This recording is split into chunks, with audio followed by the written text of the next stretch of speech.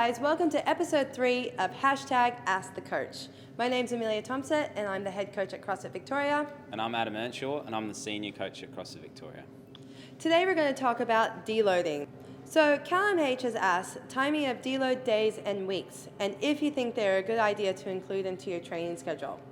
Well, Adam, what do you think? Are deload days a good idea? Yeah. Definitely. Deload days are an excellent idea. I strongly recommend them. They should be in every good training program. Every good training program. So, speaking of programs, if you are part of any training program, a deload should be in there. And a deload doesn't have to be stop training.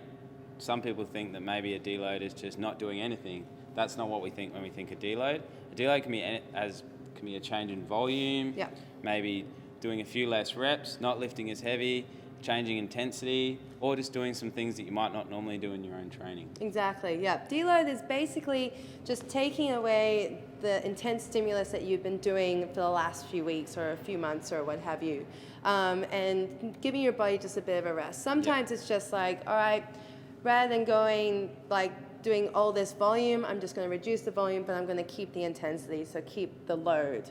Or you might flip it the other way. You might go, I'm going to have a bit more volume, but I'm going to have lighter weights. Or even go, today I'm just going to do body weight stuff.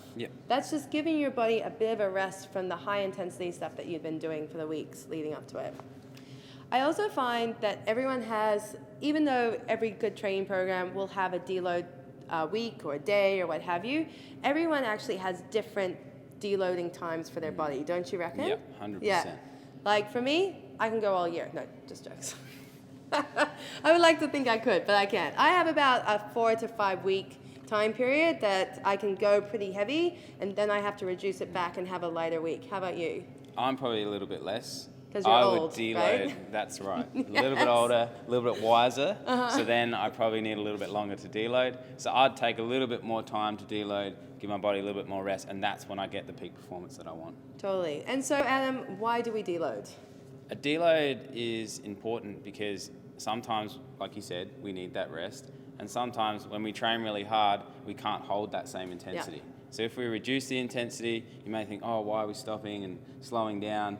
But it's actually a good time for your body to kind of catch up and get to where it needs to go. 100%, yeah. So the word to probably use is supercompensation.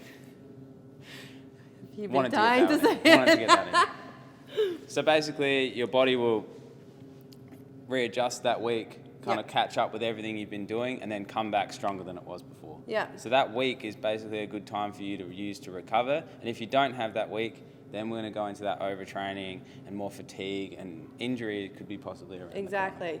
And that is actually, like, leading on from episode 1 and episode 2, deload is really good for your mind as well. Like, you need to have a deload not only for your body, but for your mental space. Like, just reducing the load or reducing the volume will not only make your body feel better, but it'll make your mind feel better. Like, it's so nice to sort of just chill out and have a bit of fun with your training and have a lighter day. It's really good. And sometimes you can know a deload week's coming up. Yeah. So that can be a good mental thing to have. You're Yes. training really hard. Okay, now I'm going to keep pushing. I know this deload week's coming up. Then I'll be a little bit more relaxed. You know what? You're so right. Because I know when I'm going into a Prepare for deload deload week. it's like my last training session before a deload week, I'm like, yes, this is amazing. Like, I get so excited. So I totally agree. Like, and you can feel the excitement, and you do push yourself because you know that the following week's going to be nice and easy. And then you can get excited for the following week after that. Yeah. Because you've had your deload week. Okay, now I'm ready to go again. Yeah, exactly.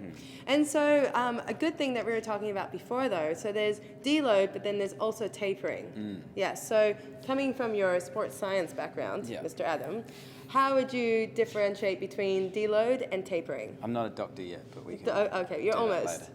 So a taper is more designed for competition. So it is similar to deload, and like we talked about, very, very individual, but depending on who you are. Yeah. So it is more of a reduction in volume. The intensity can stay nice and high, so that you'll be ready for a given competition.